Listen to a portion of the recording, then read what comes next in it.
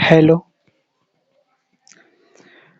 आइए आज पुनः हम लोग परिमेय और अपरिमेय संख्या का पार्ट 2 देखेंगे क्या है। उस पार्ट 1 में बहुत कुछ हम लोग समझ चुके परिमेय और अपरिमेय संख्या से रिलेटेड। तो पार्ट 1 निश्चित रूप से जो स्टूडेंट नहीं देखे देख लीजिएगा। आइए इस पर हम लोग बात करते हैं। निम्नलिखित में कौन अपरिमेय संख्या नहीं है? हमें ये पता करना है कि कौन अपरिमेय संख्या नहीं है। पहला ऑप्शन यदि हम देखें √7 तो √7 तो अपरिमेय है क्योंकि इसका पूर्ण रूप से वर्गमूल हम ज्ञात नहीं कर सकते। बी नंबर में भी अपरिमेय है क्योंकि इसे न कट सकता है ना क्या कहते हैं पूर्ण रूप से वर्गमूल ज्ञात कर सकते। उसके बाद सी नंबर में देखें तो √2/√5 ये भी एक दूसरे को न काट रहा है न पूर्ण वर्गमूल ज्ञात करके दे रहा है। यदि डी नंबर को देखें तो आइए डी नंबर को थोड़ा सा समझते हैं। ऐसे भी हम बता सकते हैं जब ये अपरिमेय है तो ये परिमेय होगा ही क्योंकि इसके अलावा और कोई ऑप्शन भी नहीं है। एक ट्रिक से हम समझ सकते हैं, लेकिन तब पर भी यदि हमें देखना हो कि कैसे हो सकता है तो एक यहाँ पर हम देख सकते हैं √75/√48 है। इसका हम गुणनखंडन कर लेंगे। 75 का एक बड़ा गुणनखंडन करें तो 25 तिया 75, 48 का करें तो 16 तिया 48। अब देखिए 25 का वर्गमूल आसानी से ज्ञात कर सकते 5। अब 3 जो है रूट में ही रहेगा, फिर इधर 16 का वर्गमूल 4, 3 रूट में ही रहेगा।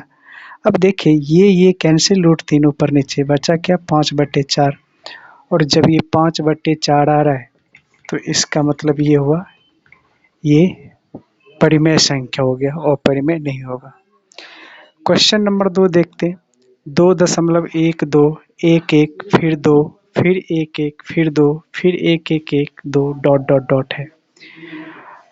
पार्ट 1 में हम लोग जिक्र किए थे कि जब कोई संख्या रिपीट हो रहा है, सेम संख्या रिपीट हो रहा है तो वो परिमेय ही होता है, ठीक है। लेकिन यहाँ पर हम परिमेय नहीं कह सकते इसे। ऐसा क्यों? क्योंकि देखिए यहाँ पर 2 हो गया, यहाँ पर 1 है, फिर यहाँ पर 2 हो गया, फिर 3 1 यहाँ पर हो गया, फिर यहाँ पर 4 1 अल्टरनेट अजीब ढंग से बढ़ रहा है।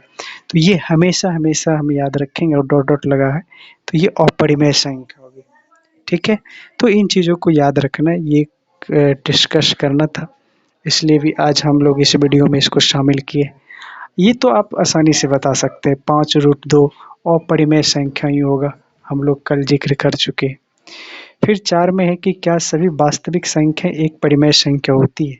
सभी वास्तविक संख्या का जिक्र किया गया। तो सबसे पहले वास्तविक संख्या की बात करें तो वास्तविक संख्या जो है परिमेय और अपरिमेय संख्या के संग्रह को परिमेय और अपरिमेय संख्या के संग्रह को हम लोग वास्तविक संख्या कहते हैं।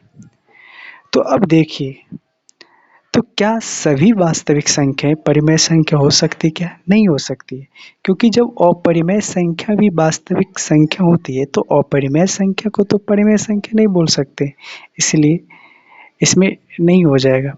क्योंकि ऑप्शन था हाँ नहीं, कहा नहीं जा सकता, और ये है भी दोनों, तो इसमें नहीं हो जाएगा, ठीक है। यानी क्या सभी वास्तविक संख्या एक परिमेय संख्या हो सकती है? तो नहीं। क्वेश्चन नंबर 5 देखें तो दो परिमेय संख्या के बीच कितनी परिमेय संख्या हो सकती है? क्वेश्चन बोर्ड के एग्जाम में कई बार आ चुका है। दो परिमेय संख्याओं के बीच कितनी अपरिमेय संख्या हो सकती है? तो इसका सीधा आप आंसर याद रख सकते हैं।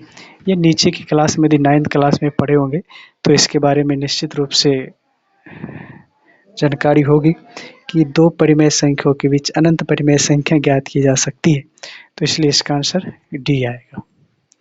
मेरी समझ से परिमेय और अपरिमेय संख्या से रिलेटेड अब आपको पूर्ण रूप से जानकारी मिल गई होगी। इसके लिए पार्ट 1 भी देखना जरूरी है, पार्ट 2। अब 100% मैं ये बता सकता हूँ कि एग्जाम में, बोर्ड के एग्जाम में आपको 10th क्लास में परिमेय और अपरिमेय संख्या से जो भी क्वेश्चन आएगा आप बना सकते हैं, ठीक है। और चूँकि कल जो वीडियो डाले थे पार्ट 1 उसे भी आप लोग निश्चित रूप से देखिए और इसे भी देखिए, बार बार प्रैक्टिस कीजिए। धन्यवाद।